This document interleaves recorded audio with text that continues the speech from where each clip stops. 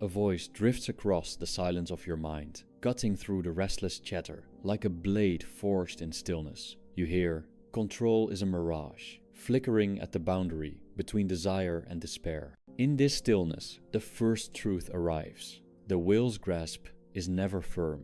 It trembles, it fails, and you must face its fragility. You feel suffering cradle you, not as punishment, not as failing, but as the form in which existence takes shape. Pain is the scaffolding of reality, not accidental. The body aches, the heart resists, and yet you remain mourning the births and deaths that mark your passing. Each breath is an echo of futility, a hollow affirmation that you exist in the space between craving and decay. The modern world whispers promises. You may sculpt your destiny, command your fate, shape reality to your whim. But these whispers muffle the deeper lament of all self-delusion. The illusions of progress, of permanent happiness, of rational control, they dissolve in the face of time's unrelenting advance. These promises become shackles when the inevitable dismantles them. You wander through moments of beauty, sunlight on a damp street, laughter somewhere beyond hearing, but beauty and sorrow share the same root,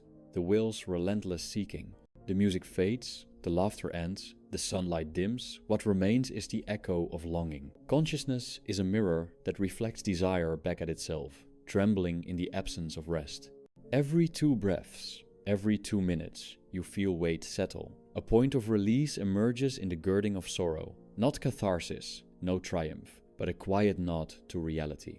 Here is heartbreak, stripped of romance. Here is despair that breathes with clarity. In that instant, you understand. Release arrives not by abolishing life, but by letting go of the illusions you clutch. You recall Schopenhauer's words. The world is representation colored by the will, and the will is blind. The will suffers because it never rests. It drives toward horizons that recede before you reach them. You discover you are bound, not by fate, but by the insistence of wanting. Letting wanting quiet becomes an awakening instead of an ending.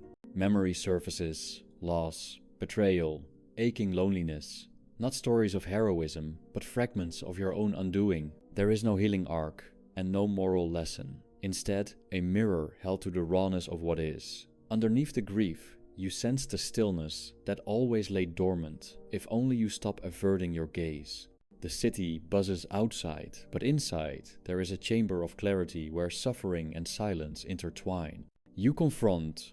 Modernity trades distraction for depth, convenience for authenticity, yet achieves neither. The treadmill of pleasure fails to satisfy. Your real hunger remains unaddressed, and so you drift through consumption, endless streaming, endless scrolling, an anesthetic for hunger you cannot name. At another whisper of awareness, another subtle release, you feel the tightening around your chest loosen. Not relief in the sense of escape, but relief as recognition. Suffering is not your enemy, it is the form consciousness takes when stripped of denial. It is not failure, it is the current in which the fragile vessel of awareness floats. You see illusions, the narrative self, the comforting identities, the notion that you could master time or forever preserve joy. These illusions fracture under inspection.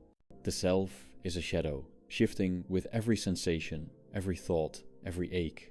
There is no fortress of identity, only shifting light on fog. Yet in this ruthless recognition, a strange comfort arises. Not optimism, but clarity. Not solace, no illusion of healing, but equilibrium. Like a candle guttering in the wind, the light still glimmers, quiet and irresolute, but real. You stand at the edge of the world, you feel vertigo, but also ground. And so the voice whispers again. The will is silent now, only awareness remains. Not a triumph, not victory, but surrender so deep it cannot carry resistance. In the absence of wanting, there is a luminous nakedness. No illusions, no future projections, only presence. Your soul does not ascend, it dissolves into stillness. The thinking mind retreats, the yearning recedes. You breathe, and in the breathing, you hear the world breathe with you. There is neither meaning imposed nor story told, just the unvarnished clarity of what is. When the illusion of control shatters, you remain. Not triumphant, not defeated, transparent. The endless monologue of desire ceases. In that cessation, peace is not found, because peace is another concept. Instead, there is a dissolution of the you that suffers, a dissolution that leaves simplicity, emptiness, truth. Here all illusions dissolve. You are nothing more than the clear seeing of what is. The candle gutters out in silence. What we call suffering is not merely the presence of pain, but the recognition that no fulfillment can hold. We do not suffer because life is cruel, but because the will within us never ceases its thirst. Even in comfort, it hungers. Even in joy, it anticipates its end. And so, every pleasure contains its own disappearance. Every embrace, already fading, is soaked in the premonition of loss.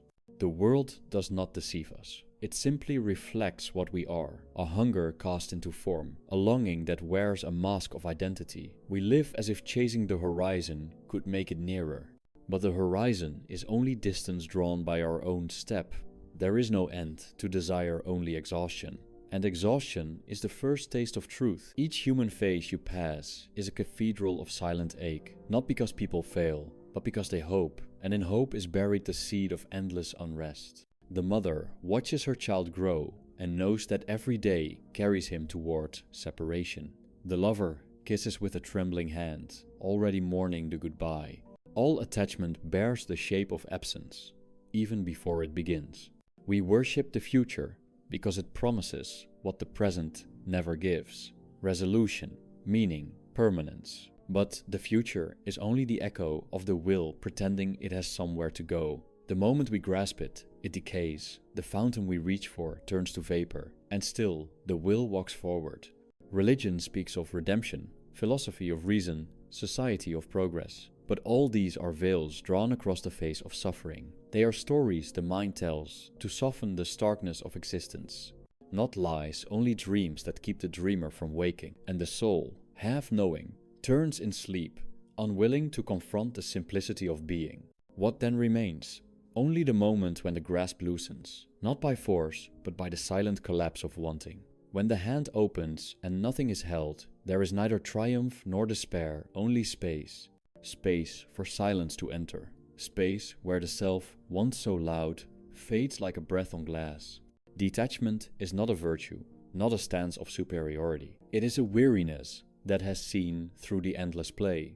It does not reject the world, but ceases to expect it to offer what it cannot. The detached one does not flee suffering, they see it clearly, walk with it, allow it to speak, and in that permission, something unspoken lifts. You are not the story you tell, you are not the hopes you collect or the fears you rehearse. Beneath all that, there is only awareness, nameless, weightless, watching. It sees the body move, the mind struggle, the heart break, and it does not interfere. Like a mirror, it reflects, but never clings. The body will fail, the mind will cloud. All structures built by thought will crumble. But this stillness, this witnessing it, does not belong to time. It has no interest in gain. It is not yours, nor is it you. It simply is. And when all else falls away, it remains not as consolation, but as the absence of needing one. Let the illusion die. Let the striving fall quiet. What you lose is only the mask of self. What remains is not peace, nor joy, but stillness. Not the stillness you imagine, but the kind that no longer cares for imagining. The kind that neither hopes nor despairs. There is no path to this, only the exhaustion of paths, only the final collapse of seeking. Then, like mist lifting from a quiet lake, the world reveals itself not as something to change, not as something to win, but as something to see and then to leave. The hours pass unnoticed when the soul turns inward, when the world of appearances fades, like a painting left too long in the rain. What once seemed vivid ambition, success, admiration, now dissolves into a kind of pale irrelevance. A theater of shadows meant only to distract the aching awareness from itself. And in that awareness, when all noise falls away, you do not find elation. You find a silence that cuts deeper than despair. A silence that does not comfort but sees. You have tried to belong to people, to goals, to the myth of becoming. Yet belonging is a word woven from hope, and hope is the cruelest of all illusions. For it whispers of completion where none exists. Every new belonging brings with it a deeper dissonance. You fit in, yet feel more estranged. You arrive, yet feel more lost. For the will does not seek contentment, it seeks more. Look closely and you will see. Every pleasure is parasitic upon time. It depends on anticipation, climax, and decay. The feast must end, the music must fade, the body must tire. Pleasure is not the presence of fulfillment, it is the temporary absence of longing, quickly replaced by longing's return. Thus, even the moments we call happiness carry the seeds of their own undoing. They are not freedom from suffering, but the intermission between its acts. The will lies beneath all of it, beneath the love we pursue, the achievements we crown ourselves with, the endless movement we call life. It is blind, insatiable, unreasoning. It creates the self only so the self may suffer. And in the self's resistance to suffering, the will ensures its own continuity. You wish to overcome pain? The will provides you with the desire to overcome. And in that desire, pain remains.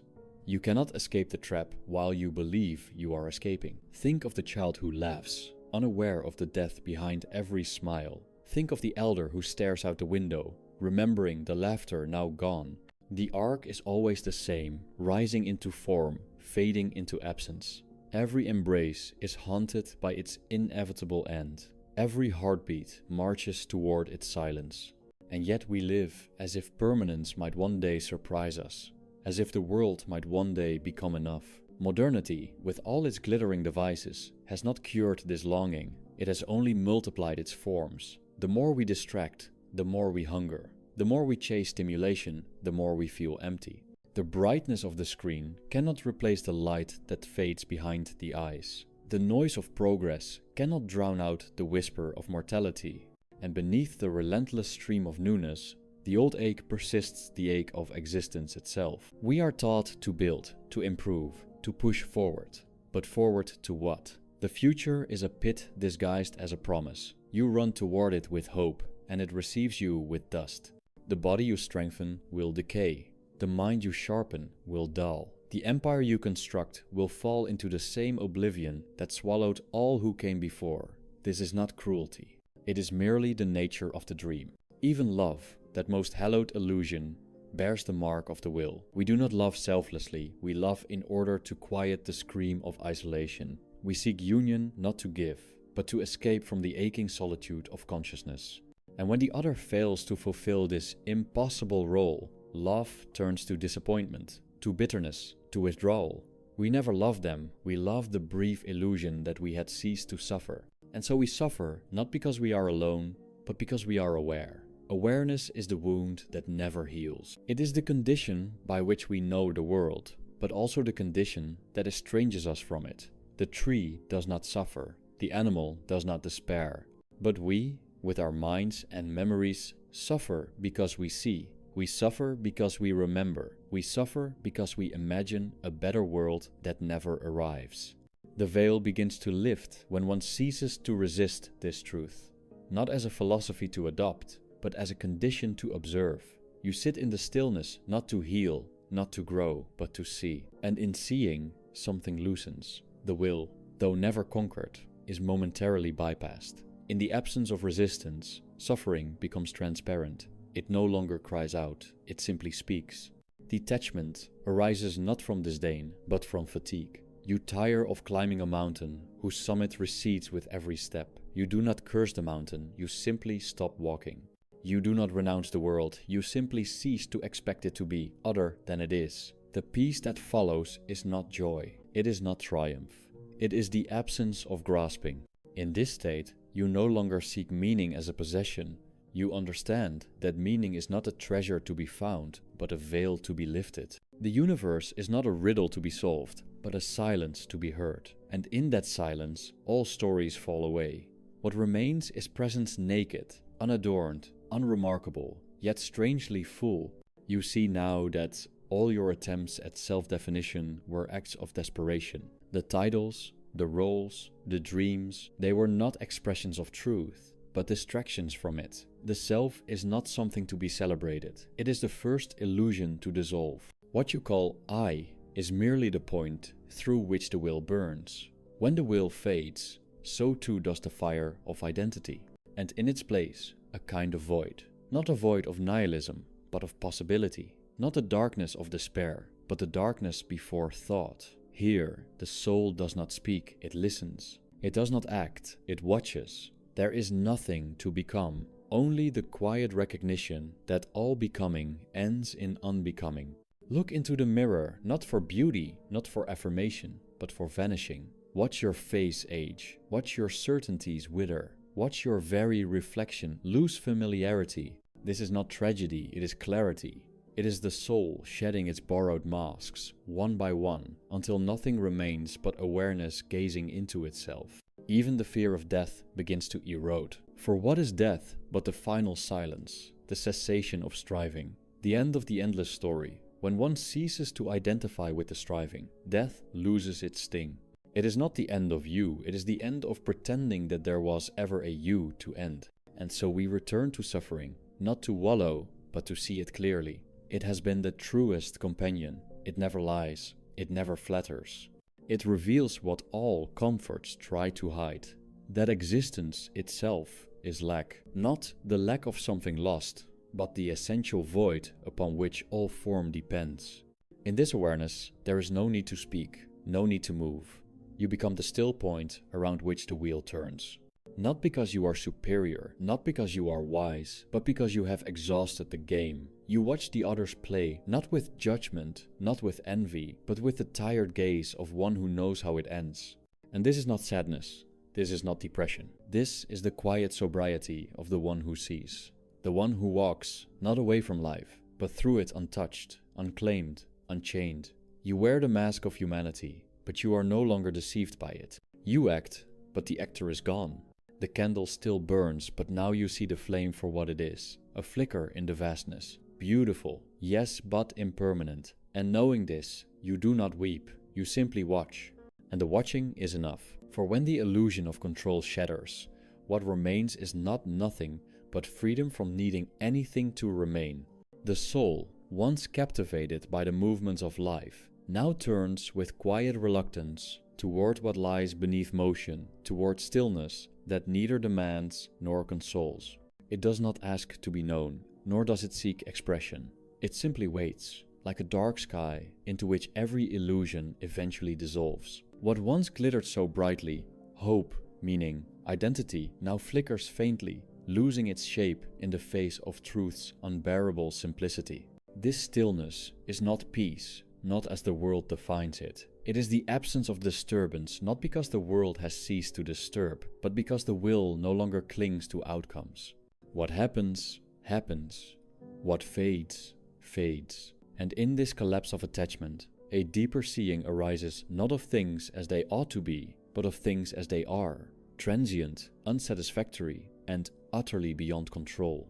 You sit with the memory of every effort, every attempt to bend the world to your will. You recall the plans drawn with trembling hope, the vows whispered in trembling faith, the dreams dreamt as if dreaming could forestall decay. Each has fallen away, not with cruelty, but with the quiet indifference of a world that does not answer back. Existence does not argue, it simply proceeds. What is most unbearable is not pain, but the absence of necessity, that all you endure has no purpose beyond itself. That suffering is not pedagogical, not redemptive, not a passage to some luminous end, but simply the shape that life takes when it reveals its emptiness. And in seeing this, the false scaffolding of significance collapses. There is no great lesson. There is only the gradual evaporation of meaning. And yet, strangely, a kind of light begins to flicker in that void. Not the light of hope, not a new illusion to chase, but the soft illumination of awareness unburdened by narrative. A quiet knowledge that does not need to convince, that does not argue, that does not cling. It is the light that remains when all others burn out. It is not seen with the eyes, but with the absence of wanting. This is the gift of suffering, if one can call it that. It strips away everything unnecessary, every mask, every ambition, every borrowed truth. It leaves you alone with what you have always avoided yourself, stripped of justification. And when the self is no longer propped up by illusion, it reveals its own transparency. You look within and find not a person, but a pattern, a trace of the will, momentarily shaped by time.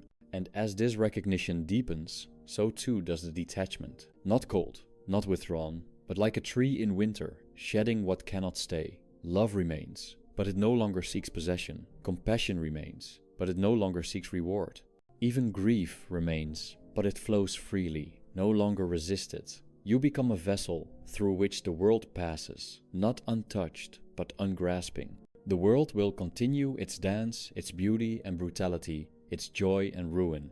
But the one who sees is no longer caught in the rhythm. You walk among others, yet move differently, not with the stride of purpose, but with the softness of one who has nothing to gain. You speak less, and when you do, your words carry the weight of silence. Not silence as absence, but silence as presence. The presence of all that no longer needs to be said. You understand now why detachment is feared. It unmasks the world's emptiness. It removes the opiate of belief. It reveals that comfort was always a distraction and that security was always a dream. But in this revelation, there is also liberation. For when you expect nothing, nothing can betray you. When you hold nothing, nothing can be taken. There is a love that does not cling, a kindness that does not flatter, a presence that does not entertain. These are not qualities of the person, but qualities of being itself. Once it is no longer filtered through the demands of the will. You do not possess them, they pass through you like wind through branches. And you, the branch, no longer resist. You realize now, it was never the world that needed to change. It was never the self that needed improvement. The suffering arose not from lack, but from illusion. From the desperate insistence that things should be otherwise. And when this insistence ends, the suffering remains, but it no longer bites. It no longer binds. It simply breathes. There is no arrival, no moment of completion. Even this recognition is not stable. It will fade and return and fade again. Awareness, like the moon, waxes and wanes.